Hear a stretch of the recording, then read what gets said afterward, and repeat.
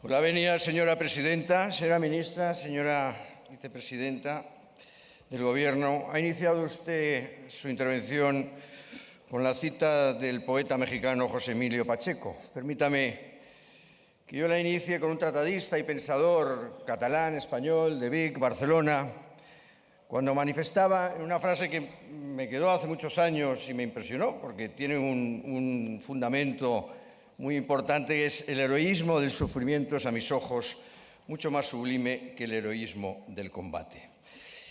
Y este heroísmo del sufrimiento, en este caso, es el del pueblo español, que se pone de manifiesto también en este Real Decreto Ley 1/2023, con la pompa habitual de este Gobierno y con el título en materia de incentivos a la contratación laboral y mejora de la protección social de las personas artistas. Y es que la importancia de la palabra tiene mucho que ver con lo que hoy nos ocupa en esta lid, pues realmente en esa trascendencia de la palabra se puede ocultar y se esconde una de las peores opresiones de nuestro tiempo: la dictadura del lenguaje. Este Real Decreto Ley es una muestra de esta dictadura del lenguaje y de la manipulación de la palabra. Pues bajo un titular, en teoría inequívoco, mejora de la protección social, se esconde un fraude a la misma, mezclando medidas que nos pueden parecer parcialmente positivas, como las relacionadas con los artistas, manifiestamente mejorables, con otras que son absolutamente inaceptables. Y es que obras son amores y no buenas razones. Así pues, en aras a la brevedad del tiempo, me centraré en varios temas que creo son importantes. Por supuesto, la forma, una vez más.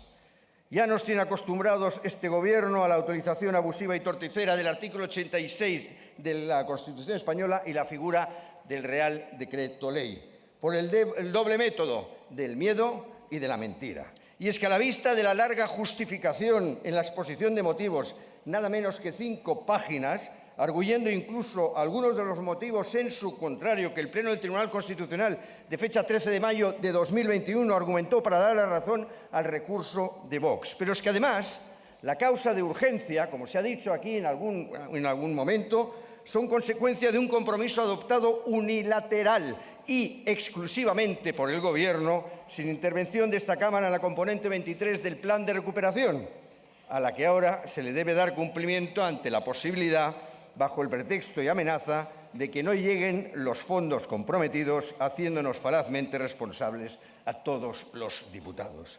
Real Decreto Ley condimentado una vez más, también con multitud de normas, algunas he dicho ya parcialmente aceptables, repetimos, y otras, por supuesto, en absoluto, creando la mayor de las confusiones a la ciudadanía, habida cuenta el fácil titular del todo o nada, a modo de chantaje permanente por el doble método del miedo y la mentira.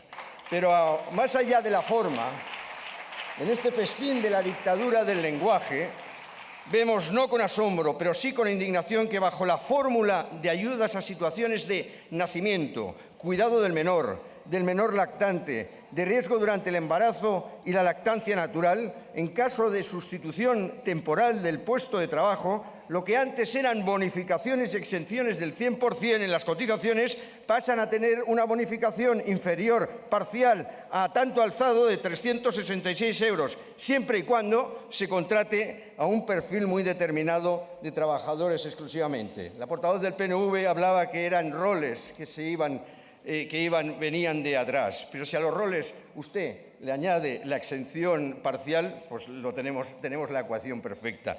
Las mujeres, las futuras madres, deben saber que este Gobierno, en vez de ayudar a la maternidad y la natalidad, en definitiva a las mujeres en sí, busca fórmulas quebrantando la libertad de empresa que dificulten esa maternidad, sin rubor y con el mayor descaro, condicionando la contratación, bonificándose parcialmente y no totalmente, encareciendo con ello los costes de la empresa. Y a la empresa, pequeñas empresas en su mayoría, ya tocadas económicamente, per se, en un ataque directo a la natalidad y maternidad, discriminando a las mujeres en el mundo laboral. En definitiva, una vez más, una norma más y un Gobierno contra las mujeres. Dictadura del lenguaje. Pues bajo el título de ayuda al personal investigador, solo con una sucinta lectura, sacamos las siguientes conclusiones. Primero, que se equipara, como también se ha dicho, unos empleos de calidad con otros de mayor precariedad. Pero este Real Decreto supone una pérdida de competitividad para las empresas que las aboca a que se deslocalicen su actividad de I+D+I a países con marcos regulatorios para el fomento de tal fin más estables y seguros, fomentando que de los títulos titulados universitarios en los que tanto hemos invertido en su formación vayan a desempeñar su actividad profesional a terceros países. La imposibilidad de aplicar la bonificación I+D+I a una persona que proceda de una compañía donde tuviese un contrato indefinido previo, bonificado o no, hace que se perjudique de forma sustancial la movilidad del personal investigador, algo que va contra la ley de la ciencia, que considera esta movilidad como un factor clave en el desarrollo de los investigadores. Pero es que ustedes van en sentido contrario.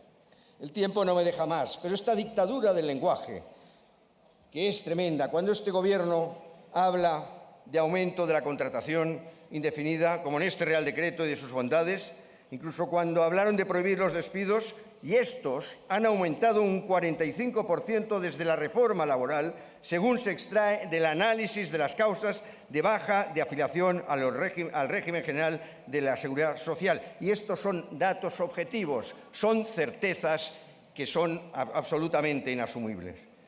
En definitiva, la dictadura del lenguaje que sufre el pueblo español. En lo que recordaba al principio de mi intervención cuando aludía al heroísmo del sufrimiento, ante el miedo y la mentira de este Gobierno, al que hay que hacer frente sin excusas. Muchas gracias. Gracias.